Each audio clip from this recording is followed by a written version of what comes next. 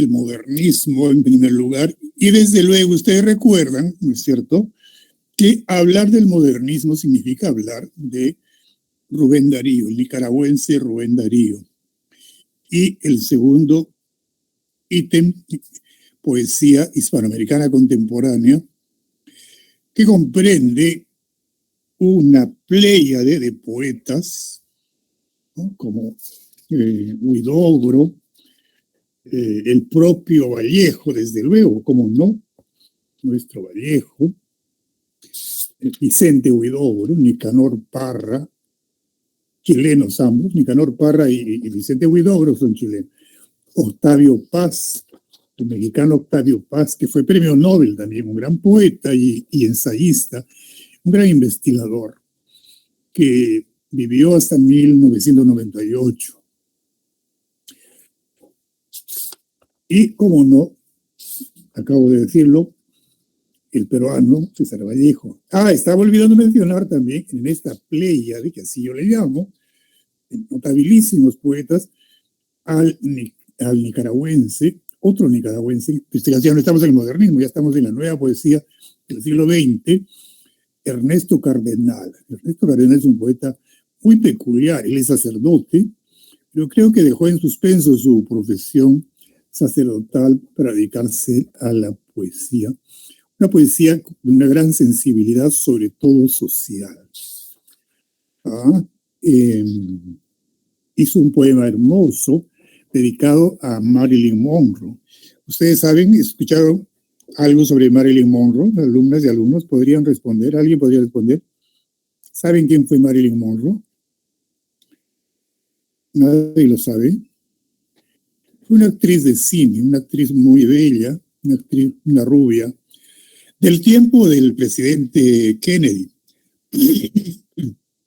Posteriormente se ha sabido que ella estuvo vinculada por amistad con los hermanos Kennedy, con el presidente John Kennedy y con su hermano Robert, que fue senador. Bueno, pues ella era una actriz, se la llamaba el sex símbolo, el símbolo sexual del cinematógrafo de esta época. Y Cardenal hizo un hermoso poema. Murió prematuramente esta mujer.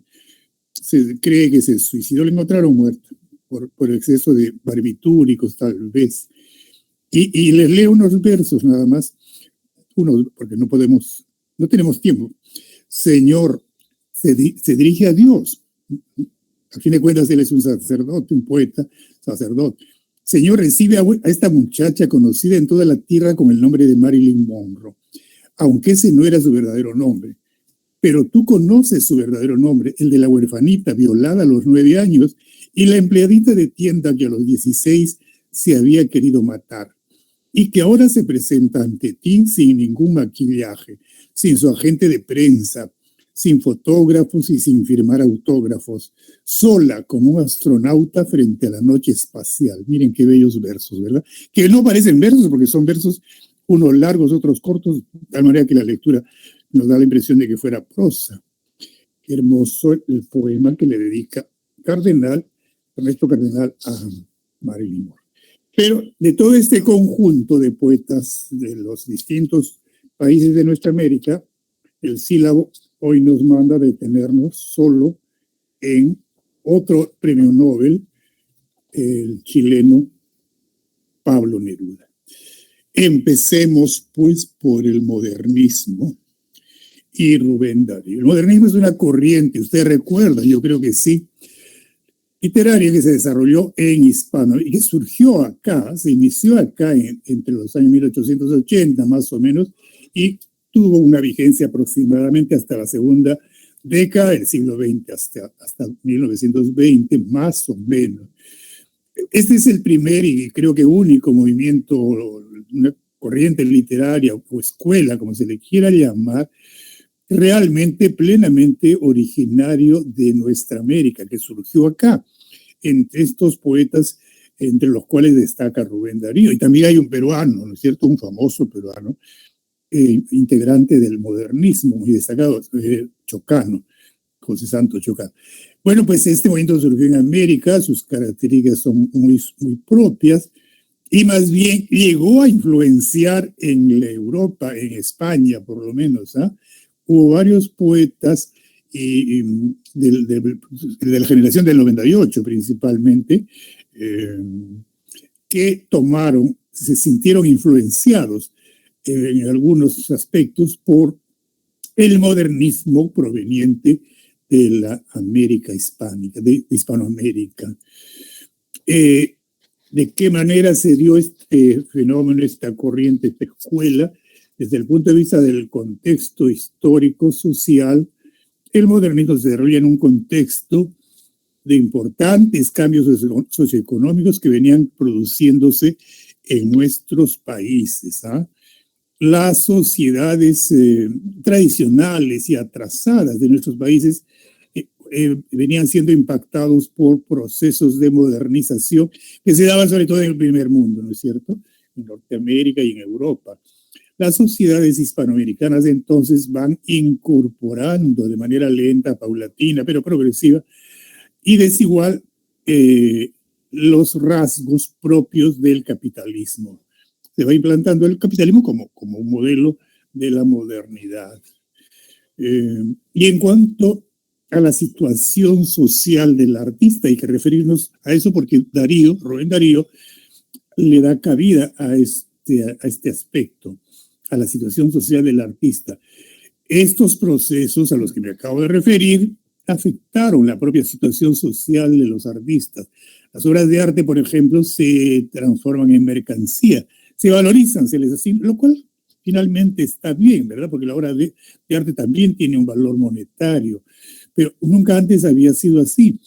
El artista deja de ser entonces protegido por los mecenas. Había modernos mecenas o modernas formas de mecenazgo, ya no a la manera de la antigüedad.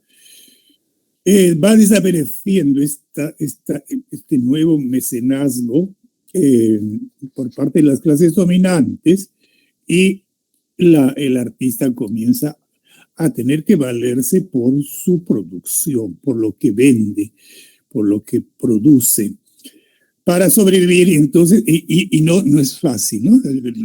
Son muy pocos los poetas o artistas en general que han logrado vivir de su arte. Para sobrevivir ellos, los escritores en particular, deben dedicarse a profesiones como el periodismo o la diplomacia o la enseñanza. Por ejemplo, nuestro Chocano tuvo algunos cargos diplomáticos, también Darío, pero y todos ellos escribían artículos para los periódicos o los semanarios o las revistas en general, y algunos enseñaban. El artista pues se siente marginado en una sociedad capitalista, mercantilista, dominada por el afán de lucro, y adopta una posición de desprecio hacia el gusto vulgar, ¿no? De esto participa Valdelomar también, ¿no? Un notable postmodernista peruano. Él manifiesta su desprecio por los burgueses, por los nuevos ricos, pero que desde el punto de vista cultural pues son verdaderamente neófitos. Hay un desprecio, repito, entonces de parte de los artistas hacia esta nueva clase monetariamente acomodada, pero que no merecen la consideración del artista.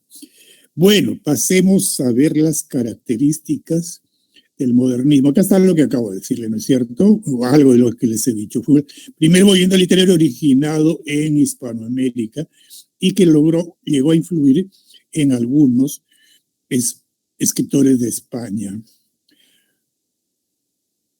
Y el contexto al que me referí también, dentro del proceso de modernización que desemboca en el capitalismo. La derecha en este gráfico es significativo de esa modernización, de esa capitalización, el automóvil que se inventó a fines del siglo XIX, ¿no? Y ya vemos circulando los primeros automóviles. La obra de arte se transforma en mercancía, como les dije. La situación social del artista deja de tener protección de los mecenas, como les he explicado, ya no eran los mecenas a la manera de la antigüedad, sino, por decir, un gobierno que le daba ciertas ventajas al artista. Ese fue el caso de Rubén Darío. Debe competir entonces en el mercado. Se dedica a profesiones diversas como la enseñanza, el periodismo, la diplomacia, etcétera. Se siente marginado o se siente un bicho raro en una sociedad netamente mercantilista y rechaza o manifiesta su desdén frente al gusto vulgar y se consagra entonces al arte como una forma de aislarse. El poeta modernista, señoritas alumnas, estimados alumnos, y va creando una especie de torre de marfil. Esa expresión metafórica, no la estoy inventando yo, se acuñó para referirse a cómo los modernistas van creando una especie de mundo ficticio exquisito donde solamente moran ellos, como un nuevo Parnaso, como una nueva morada de dioses, en este caso que son los artistas o... Sí, diga usted.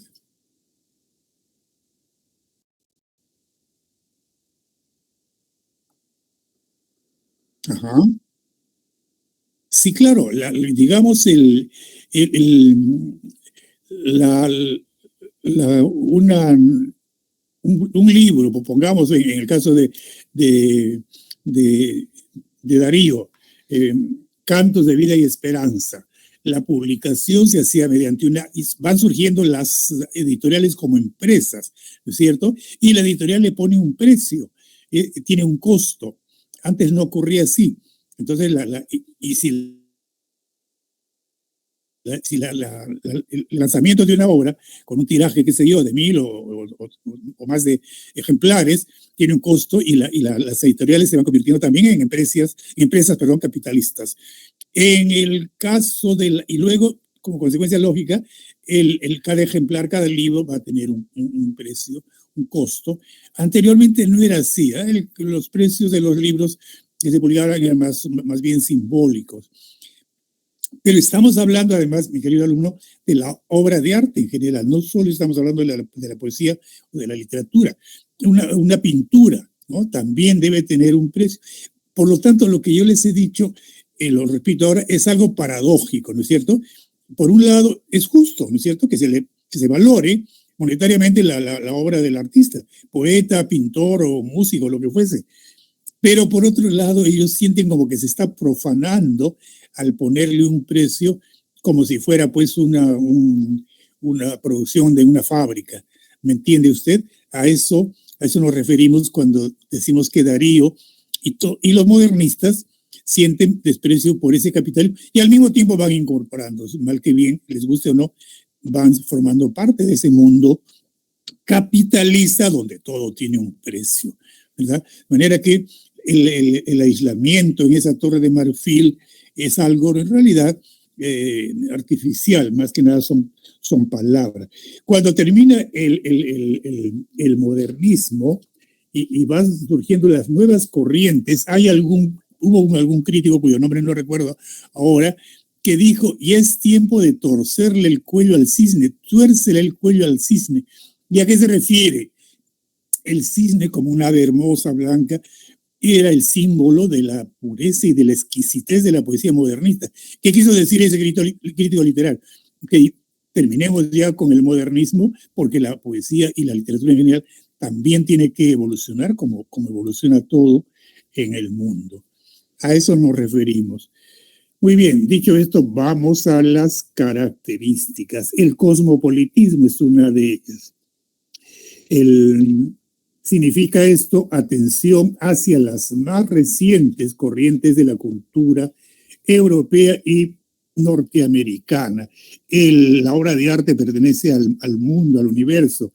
Eso es cosmopolitismo, romper fronteras. Hay una especial influencia de los modelos culturales franceses, principalmente, ¿eh? Principalmente franceses. Corrientes como el positivismo de la filosofía, ¿se acuerdan ustedes de Augusto Comte, el filósofo Comte es el padre del positivismo, el impresionismo en la pintura, el naturalismo y la narrativa. pero los modelos más inmediatos del modernismo vinieron sobre todo de dos corrientes de la poesía francesa de fines del XIX. ¿Cuáles fueron? El parnasianismo y el simbolismo. Dos corrientes. Parnasianismo que privilegia la palabra bella, la poesía bella, la belleza. Y el simbolismo, pues es eso, ¿no? La poesía, como nuestro poeta Eguren, para entenderse hay que descubrir el simbolismo que encierra. Segunda característica, sincretismo. Sincretismo significa más o menos fusión. No hubo copia, sino más bien síntesis y asimilación de esos modelos franceses que acabo de mencionar. Entonces, hay una fusión, hay un sincretismo, no una copia, no hay un calco propiamente dicho, sino una fusión. A la fusión se le llama sincretismo. Tercero, hispanoamericanismo. El modernismo, ya lo hemos dicho al empezar, al mismo tiempo que establece una relación dinámica, fluida entre las literaturas de las distintas regiones de nuestra América hispánica, se propuso también ser representativo no de las diversas nacionalidades, sino de la Hispanoamérica como un conjunto, como un todo. José Martí, que es un poeta modernista cubano, José Martí, publicó un ensayo titulado Nuestra América. Mire usted, es muy significativo, ¿no? Muy sintomático. Hablan ellos de Nuestra América. De hecho, Darío se consideraba el líder. Y había un poco, o mucho quizás, de vanidad no disimulada en Darío, cuando se proclamaba el mismo el líder del modernismo, que es un fenómeno hispanoamericano, no es un fenómeno nicaragüense, ¿no? Va más allá de lo nacional. Nuestra América, pues es entonces la frase que acuñan y que la pone como título de un libro suyo, José Martí, el famoso poeta de los versos sencillos. Otra cuarta característica, el esteticismo. El esteticismo. Se exaltó efectivamente la importancia de la belleza, de la dimensión estética o artística. Para los escritores modernistas, el arte y lo bello fueron verdaderamente sustitutos de la religión. Va quedando de lado. Acuérdense que en la poesía clásica del siglo de oro está muy presente lo religioso. En cambio, con el modernismo se instaura más bien lo profano, lo ajeno a lo teológico. Fue estetizado, se le convirtió como un elemento susceptible de convertirse en algo bello y convertido de hecho en una especie de religión, una especie de culto, hay que ponerlo entre comillas porque no es religión propiamente dicha, ¿no es cierto? Podríamos bien decir que Darío era una especie de el máximo sacerdote, el sumo sacerdote de este culto. ¿De culto de qué? Culto de la belleza. ¿Qué es lo que se deifica? ¿Qué es lo que se convierte en una divinidad? La belleza. Y ahí que los escritores modernistas se propusieron transmitir toda experiencia cotidiana, convertirla en experiencia estética, en experiencia bella. Transformar en fuentes de belleza todas las dimensiones de la realidad, ¿no? Y eso lo encontramos, como repito, en algo que es más conocido para nosotros en la literatura peruana, en Chocano y sobre todo en Valdelomar. ¿Ah? Toda experiencia es convertida en belleza. Quinta característica, el exotismo. El exotismo es lo extraño, lo diferente, lo nuevo, lo desconocido, como expresión del rechazo hacia la sociedad materialista, y que es propio del modernismo, por lo que hemos dicho al inicio, se consideraba incomprendido el poeta, el artista. El escritor, entonces, el escritor modernista, tiende a encerrarse en la esfera de lo bello, la Torre de Marfil, que les he mencionado, y en especial a buscar la belleza en mundos distantes también, no solo en las experiencias cotidianas, sino en mundos distantes, sobre todo lo oriental, las culturas china, hindú, japonesa, etcétera, ¿no? Que hasta entonces eran poco menos que desconocidas. o también en el tiempo, ¿no? Su interés por la mitología, por el pasado, o en algunos casos menores, por el futuro. He ahí entonces las características de este fenómeno llamado el modernismo. Antes de entrar en Darío propiamente dicho, los géneros literarios, los autores, es justo mencionarlo, los escritores modernistas cultivaron distintos géneros, ¿verdad? Ojo con esto, señoritas alumnas, caballeros alumnos, el aula 34. La mayor parte de ellos incursionaron en el periodismo, como ya he mencionado, que fue para ellos una especie de fuente de supervivencia. Y en el periodismo desarrollaron esa manera suya de novedad y de originalidad. Entonces, van destacando actividades como el ensayo y de hecho obra o libros de ensayo. En el propio José Martí, hemos mencionado Nuestra América. José Enrique Rodó, uruguayo, tiene una novela muy interesante que se titula Ariel, que trata sobre la educación, la importancia de educar al pueblo de Nuestra América, de Hispanoamérica. El ensayo, pues, cobró importancia dentro del marco del modernismo. Y desde luego, lo más importante es la poesía, ¿no es cierto? En los afanes renovadores, los poetas modernistas incorporaron a la poesía, a la lengua castellana, en lengua castellana es lógico, una serie de nuevas formas métricas, al mismo tiempo que exploraron las posibilidades rítmicas del propio idioma. Una de esas formas fue el verso alejandrino. En el modernismo impera el verso alejandrino. ¿Se acuerdan de cuántas sílabas es? Por favor, ¿alguien podría decir cuántas sílabas tiene el verso alejandrino? Señoritas alumnas, caballeros alumnos, ¿quién me responde? ¿Cuántas sílabas tiene el verso alejandrino? ¿Nadie lo recuerda?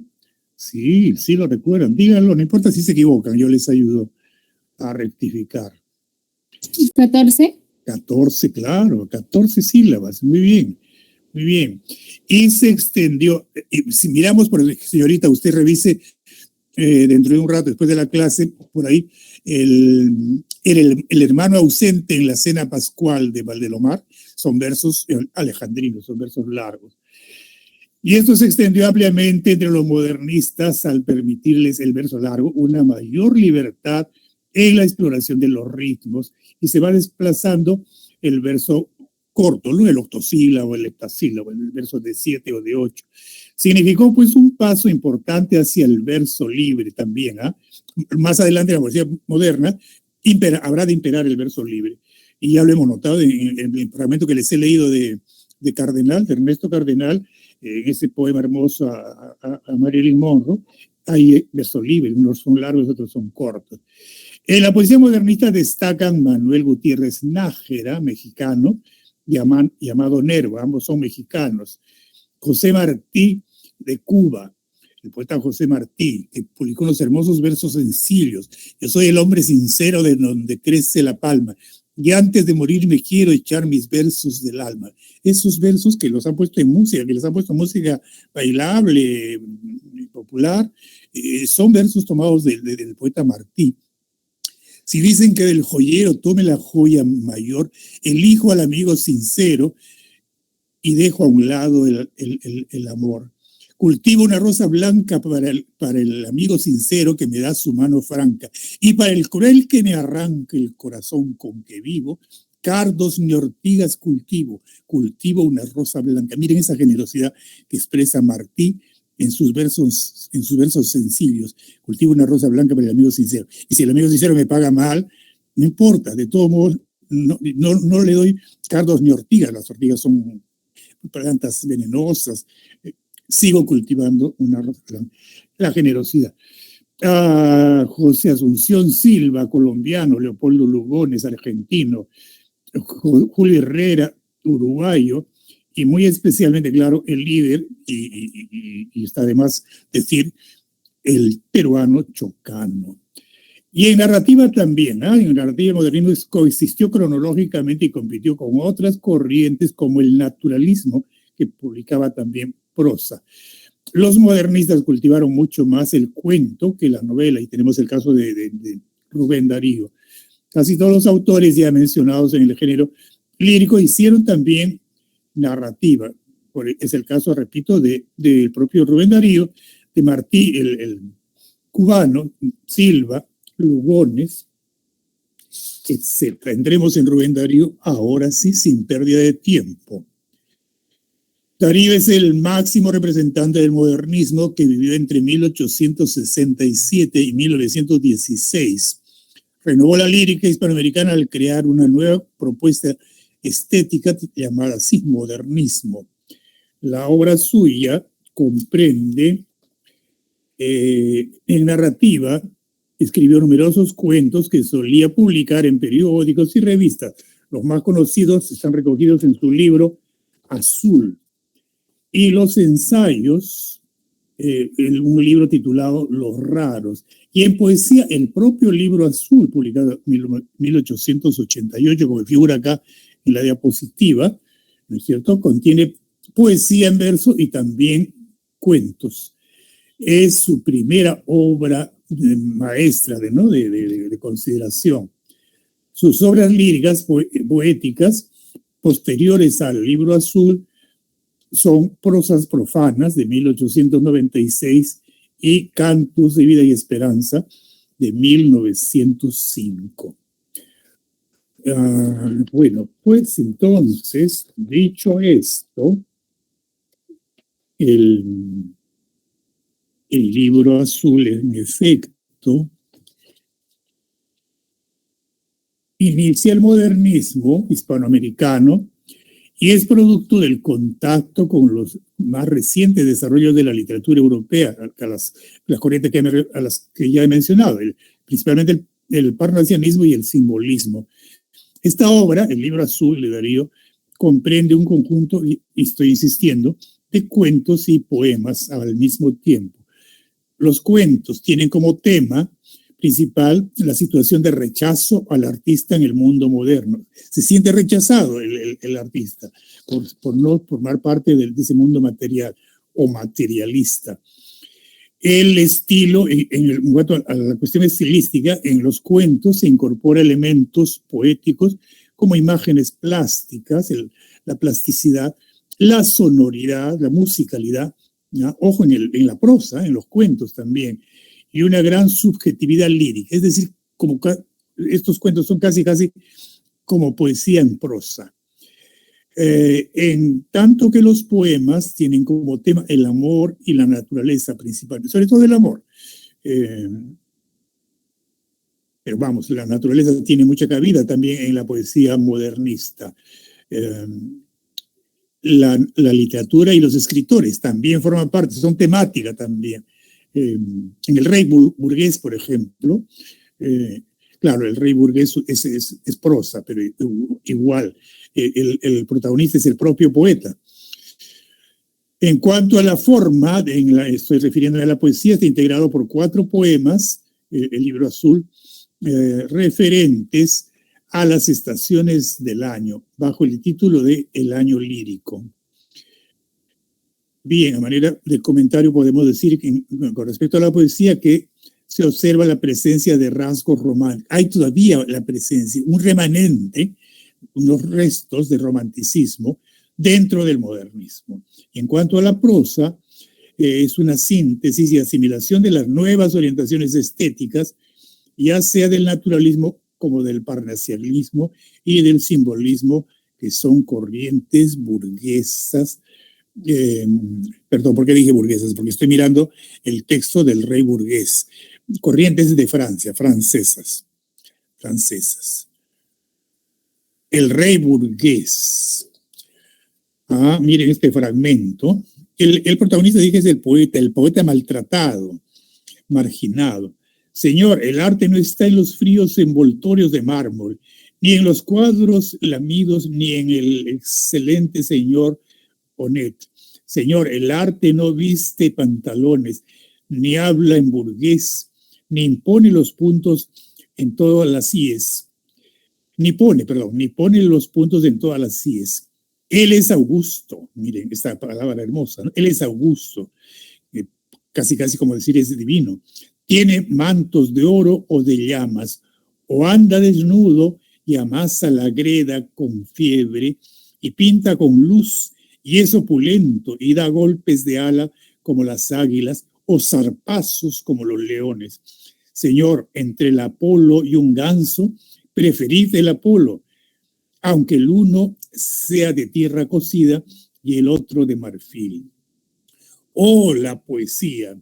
Y bien, los ritmos se prostituyen, se cantan los lunares de las mujeres, se fabrican jarabes poéticos. Además, señor, el zapatero critica mis endecasílabos y el señor profesor de farmacia pone puntos y comas a mi inspiración.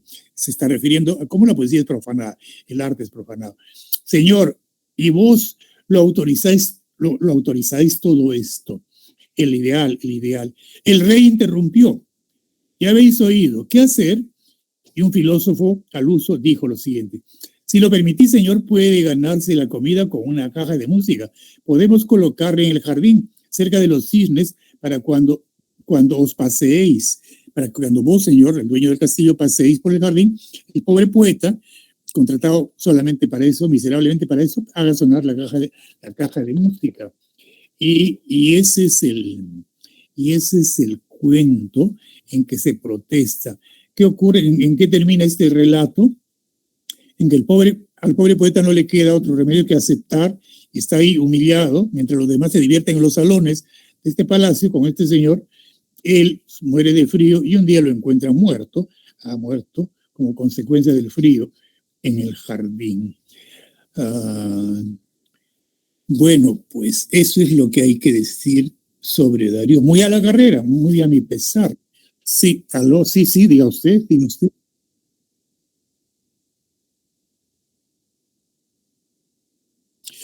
Imágenes plásticas, artes plásticas, ¿qué es? Usted me puede decir, yo creo que sí, ¿no es cierto? Artes plásticas son la pintura, la escultura, ¿no?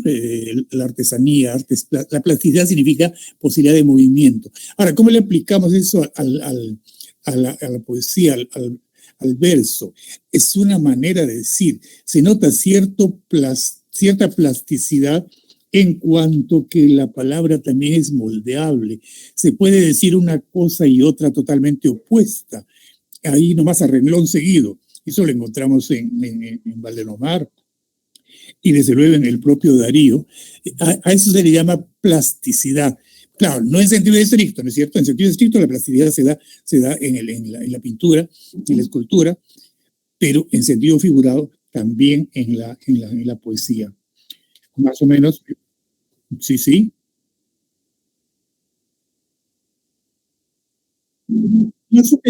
La subjetividad es lo que hemos visto en Gustavo Adolfo Bécquer, hablar de sí mismo, ¿no? El poeta, sus propios sentimientos, sus propias emociones, eso es subjetividad.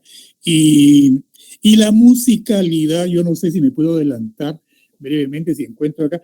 La musicalidad la encontramos, por ejemplo, en un poeta posterior que es fruto de esto en la literatura peruana, el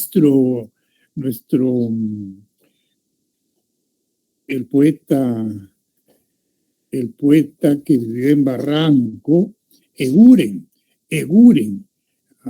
Enseguida ubico La niña de la lámpara azul, o Los Reyes Rojos. Mire, Los Reyes Rojos es un poema de Eguren donde se nota la musicalidad, porque así se puede cantar. Desde la aurora combaten dos reyes rojos con lanza de oro. Son versos cortísimos. Por verde